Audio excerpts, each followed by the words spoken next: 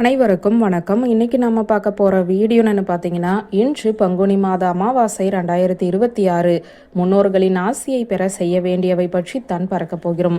பங்குனி மாதம் தெய்வீக மாதமாக கருதப்படுகிறது. இந்த மாதத்தில் வரும் ஒவ்வொரு நாளுமே சிறப்புக்குரியது. அந்த வகையில் பங்குனி மாதத்தில் வரும் அமாவாசை மிகவும் சிறப்புக்குரியது. சூரிய பகவான் தனது பயணத்தை மீண்டும் புதியதாக துவங்கும் இந்த சித்திரை மாதத்திற்கு முன்பு வரும் அமாவாசை என்பதால் இந்த நாளில் பித்ருக்களுக்கு உரிய கிரகமான சூரிய பகவானை வழிபட்டு பித்ருக்களுக்கு உரிய தர்ப்பணம் செய்து வழிபாடு செய்தால் முன்னோர்களின் ஆசிகளும் இறையருளும் கிடைக்கும். பங்குனி மாதத்தில் வரும் அமாவாசையை வடமொழியில் சைத்ர அமாவாசை என்பார்கள். இதை பூதாதி அமாவாசை என்றும் அழைப்பதுண்டு. பஞ்சாங்கத்தின்படி ஹிந்து நாள்காட்டியில் வரும் கடைசி அமாவாசை இதுதான். பொதுவாகவே அமாவாசை என்பது முன்னோர்களை வழிபடுவதற்கும் அவர்களின் ஆசிகளை பெறுவதற்கும் உரிய நாளாக கருதப்படுகிறது. அதோடு இந்த நாளில் சிவபெருமானையும் மகாவிஷ்ணுவையும் வழிபடுவது சிறப்பு. இந்த நாளில் தானம் செய்வது பித்ரு தோஷத்தை குறைக்கும் என நம்பப்படுகிறது.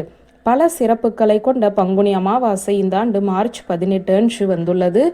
மார்ச் 18 காலை 8:29 மணிக்கு இந்த அமாவாசை தேதி துவங்கி மார்ச் 19 காலை 7:29 வரை அமாவாசை முடிகிறது. பங்குனி அமாவாசை என்று புனித நீராடுவது பாவங்களை போக்கும் என நம்பப்படுகிறது. முன்னோர்களின் ஆசியுடன் இறை அருளையும் சேர்த்து பெறுவதற்குரிய சிறப்பான நாளாகும். இந்த நாளில் செய்யப்படும் முன்னோர் தர்ப்பணம் அவர்களுக்கு முக்தியையும் ஆத்ம சாந்தியையும் கொடுக்கும் என நம்பப்படுகிறது. பங்குனி மாத அமாவாசையில் சூரிய வழிபாடு செய்வது ஆரோக்கியத்தை தரும். வாழ்வில் முன்னேறுவதில் இருக்கும் தடைகளை நீக்கும். பங்குனி மாத அமாவாசையில் செய்யப்படும் பித்ரு தர்ப்பணங்கள் நேரடியாக அவர்களால் ஏற்கப்பட்டு பித்ரு தோஷம் பித்ரு சாபம் ஆகியவை நீங்கும் என நம்பப்படுகிறது. முன்னோர்களின் ஆசை கிடைக்கவும் அவர்களின் ஆத்மா சாந்தி அடையவும் விரதம் இருக்க வேண்டும். காலையில் சூரிய உதயத்திற்கு முன்பு புனித நீராடி அமாவாசை திதி துவங்கிய பிறகு சூரியனை சாட்சியாக வைத்து தர்ப்பணம் கொடுக்க வேண்டும். சூரியனுக்கு நீர் சமர்ப்பித்து வழிபட வேண்டும். முன்னோர்களின் பெயரில் தானம் செய்ய வேண்டும். தர்ப்பணம் கொடுத்து முடித்த பிறகு ஏழைகள், வயதானவர்கள், பிராமணர்கள் என யாருக்காவது தானம் செய்ய வேண்டும். யாராவது ஒருவருக்காவது இந்த நாளில் அன்னதானம் அளிப்பது சிறந்தது.